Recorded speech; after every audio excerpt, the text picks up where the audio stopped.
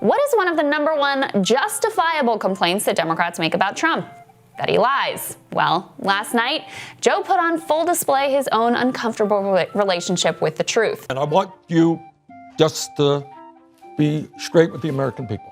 I am saying that you have been on the floor of the Senate time and time again talking about the need to cut Social Security, Medicare, and veterans programs. Is that true or is that not true? No, it's not true. When I introduced the budget freeze years ago, the liberals in my party said, it's an awful thing you're doing, Joe.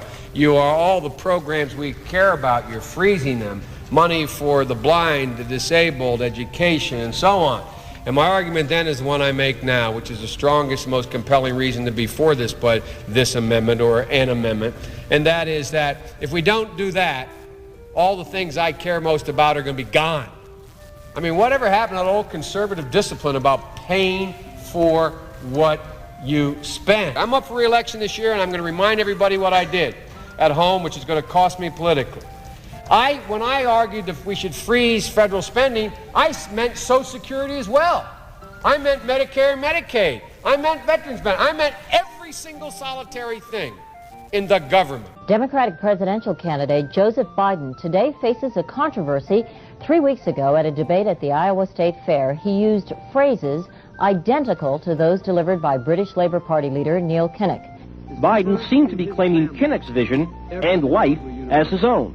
Why is it that my wife, who's sitting out there in the audience, is the first in her family to ever go to college? Why is Gladys the first woman in her family in 1,000 generations to be able to get to university? My ancestors who worked in the coal mines in northeast Pennsylvania don't come up after 12 hours and play football. 8 hours underground and then come up and play football. It's because they didn't have a platform upon which to stand.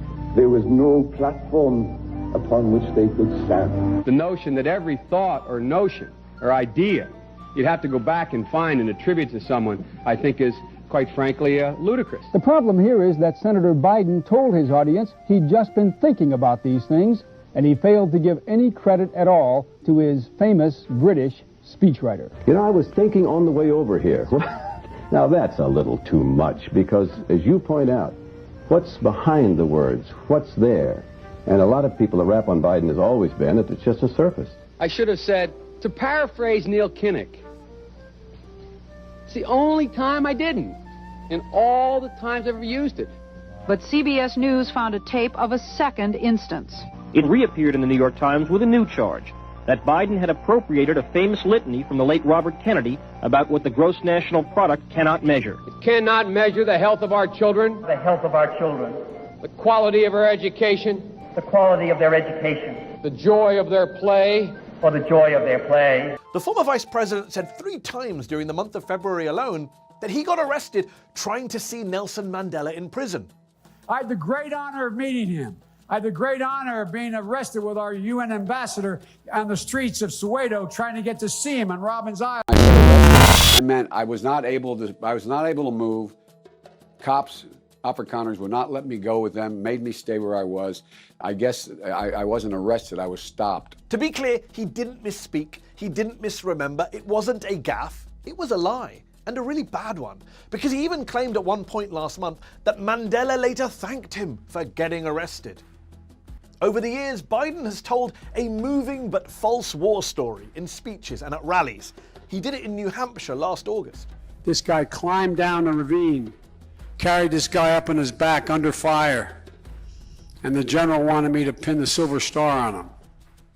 I got up there and stand, this is God's truth, my word is a Biden. He stood at attention. I went to pin him, I said, sir, I don't want the damn thing. Do not pin it on me, sir, please, sir, do not do that. He died. He died. He didn't pin the medal on the guy, who wasn't a Navy captain. He just made it up. I made a mistake. I said it 14 years ago. I trusted George Bush to keep his word. He said he was not going to go into Iraq. Except Biden was calling for war with Saddam Hussein in 1998. The only way we're going to get rid of Saddam Hussein, and it's going to require guys like you in uniform to be back on foot in the desert, taking taking Saddam down. He also says now that he opposed the Iraq War as soon as it started. From the moment shock and awe started, from that moment, I was opposed to the effort and I was outspoken. A complete fabrication. Here he is several months after the invasion began, praising both the war and George Bush. Some of my own party have said that it was a mistake to go to Iraq in the first place. But the cost of not acting against Saddam, I think, would have been much greater. The President of the United States is a bold leader, and he is popular. When I marched in the civil rights movement, I marched with tens of thousands of others to change attitudes. And we changed attitudes. When I was about the age of the guy standing over there, I got involved in the civil rights movement. I was not an activist. I was not out marching. I was not down in Selma. I was not anywhere else. It is appropriate to ask Professor Hill anything any member wishes to ask her to plumb the depths of her credibility. Senator Joseph Biden may have more explaining to do. The new questions stem from taped remarks of Biden during an April campaign appearance in New Hampshire. I went to law school on a full academic scholarship, the only one in my class to have a full academic scholarship. Went back to law school and in fact ended up in the top half of my class. I was the outstanding student in the political science department at the end of my year. I graduated with 3 degrees from undergraduate school and 165 credits, only needed 123 credits. Biden now concedes he did not graduate in the top half of his law school class, that he does not have 3 degrees from college, and that he was not named outstanding political science student in college. Newsweek says Biden actually went to school on a half scholarship, ended up near the bottom of his class, and won only 1 degree. It's a good question. Number one, I was a Democratic caucus. You ever been to a caucus? No, you haven't. You're a lying dog-faced pony soldier. Absolute rubbish. You are fake news.